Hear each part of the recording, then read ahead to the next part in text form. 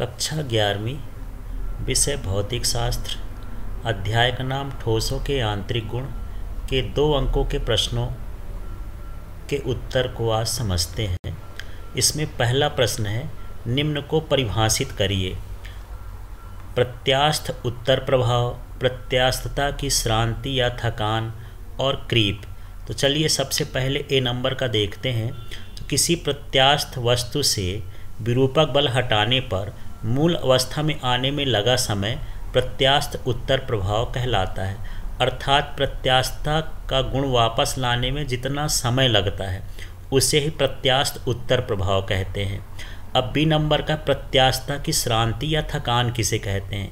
किसी प्रत्यास्थ वस्तु में बार बार प्रतिबल लगाने पर उसके प्रत्यास्थ गुण में कमी आ जाती है, इसे प्रत्यास्थता की श्रांति या थकान कहते हैं। इसके बाद हम सी नंबर में देखते हैं। इसमें क्रीप पूछता है, क्रीप क्या होता है? किसी प्रत्यास्थ वस्तु में लंबे समय तक प्रतिबल लगाने पर उत्पन्न विकृति को क्रीप कहते हैं। यदि हम लंबे समय तक प्रतिबल लगाए रहते हैं तो उसको वापस आने में समय भी लगता है और वो उतनी ही लंबाई में वापस नहीं हो पाता है। उदाहरण के लिए यदि हम 10 सेंटीमीटर के एक स्टील की रॉड रखें और उसमें हम 10 दिन तक 10 किलोग्राम का वज़न लटकाए रखें तो वो बढ़ जाती है मान लीजिए 15 सेंटीमीटर, और इसके बाद फिर हम उसको हटाएं तो वो पूरा 10 सेंटीमीटर ना हो 11 सेंटीमीटर हो जाए तो एक प्रतिबल विकृति उत्पन्न हो जाती है जो पुरानी अवस्था में पुनः नहीं आ पाती है, और तभी होता है जब लंबे समय तक हम इसमें प्रतिबल लगाते हैं। इससे ही हम क्रीप कहते हैं।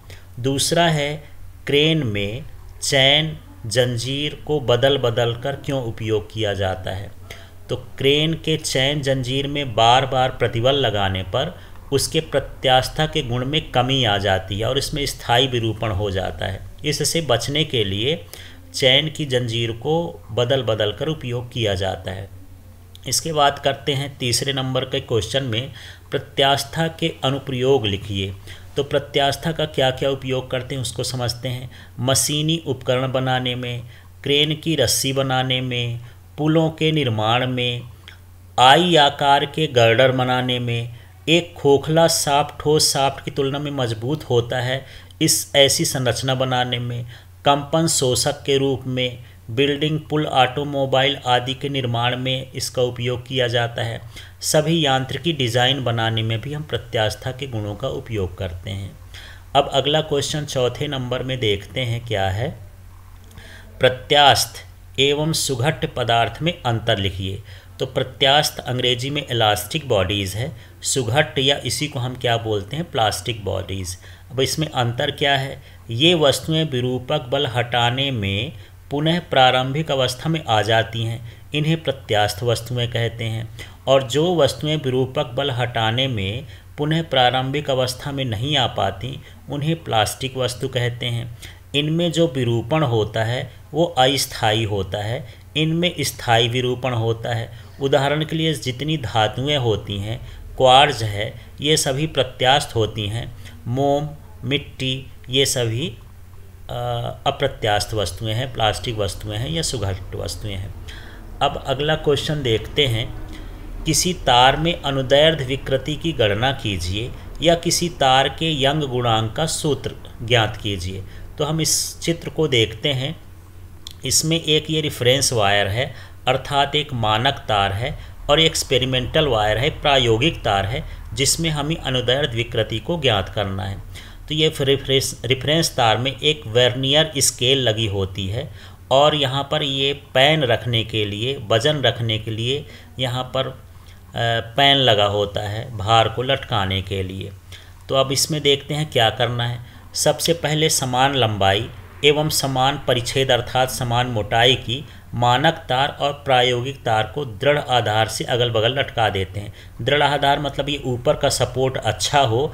एक तार मानक तार है, एक तार प्रायोगिक तार है। मानक तार में हम वर्नियर स्केल और भार रखने का पेन लगा देते हैं। प्रायोगिक तार में भी भार रखने का पेन लगा देते हैं। प्रारंभ में दोनों तारों में बराबर बराबर भार लटकाया जाता है ताकि तार सीधी रहे। अब प्रायोगिक तार की प्रारंभिक लंबाई को नोट कर लेते हैं ये वर्नियर स्केल की सहायता से।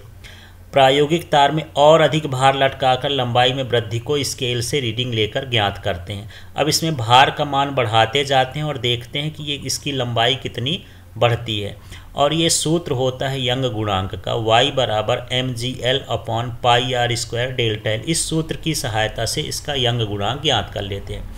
जहाँ mg है ये लटकाया गया भार है, l है ये प्रायोगिक तार की प्रारंभिक लंबाई, और जो r है ये प्रायोगिक तार की त्रिज्या है, और डेल्टा एल उसके लंबाई में परिवर्तन है। तो इस तरह से हम किसी तार के यंग गुणांक का मान ज्ञात कर सकते हैं। अब इसके बाद बात करते हैं 6वें क्वेश्चन की। प्रतिबल किसे कहते हैं, इसका मात्रक व विमीय सूत्र एवं प्रकार लिखिए। तो प्रत्यास्थ वस्तु के एकांक क्षेत्रफल पर लगने वाले प्रत्यानयन बल को प्रतिबल कहते हैं। ये प्रतिबल का सूत्र है, प्रतिबल बराबर प्रत्यानयन बल अपॉन क्षेत्रफल। यहाँ से भी परिभाषा कर सकते हैं, प्रत्यानयन बल तथा क्षेत्रफल के अनुपात को प्रतिबल कहते हैं, या फिर ये बटे को एकांक बोलते हैं, तो एकांक फिर इसको क्षेत्रफल पर लगने वाला प्रत्यानयन बल प्रतिबल कहलाता है। इसका SI मात्रक न्यूटन प्रति मीटर स्क्वायर होता है। अब ये कैसे आए, इसी से निकाल सकते हैं। बल का मात्रक न्यूटन और क्षेत्रफल का मात्रक मीटर स्क्वायर होता है, इस तरह से न्यूटन प्रति मीटर स्क्वायर होता है। अब हम बात कर लेते हैं विमीय सूत्र, इसको भी याद करने की ज़रूरत नहीं है। बल का विमीय सूत्र होता है mLT-2 और क्षेत्रफल का होता है L2। यदि हम उसको हल कर देंगे तो इस तरह से ये इसका विमीय सूत्र आ जाएगा। विमीय सूत्र इसमें थोड़ा सा देख लेते हैं L का।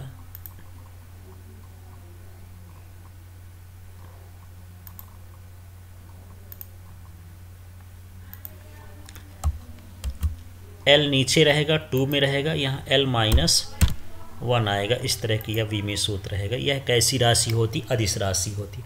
अब इसके प्रकार की बात करते हैं, तो यह प्रत्यास्थ वस्तु के एकांक क्षेत्रफल के यदि लंबवत लगने वाला प्रत्यानयन बल हो तो इसको अभिलंब प्रतिबल कहते हैं, और प्रत्यास्थ वस्तु के एकांक क्षेत्रफल के स्पर्शीय लगने वाला अर्थात समांतर लगने वाला प्रत्यानयन बल हो तो इसे अपरूपण प्रतिबल कहते हैं।